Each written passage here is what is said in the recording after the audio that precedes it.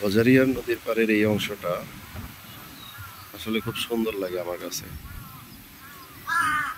মাঝে মাঝে বিমোহিত হয়ে যাই। বিশাল একটা চক, তারপরে নদী, আর এই সামনে যেটা দেখতে পাচ্ছেন এটা হচ্ছে খাল। এই, আর এটা হচ্ছে আকন্দবাড়ির ঘাট। অনেক পুরানো, দেখেই বোঝা যাচ্ছে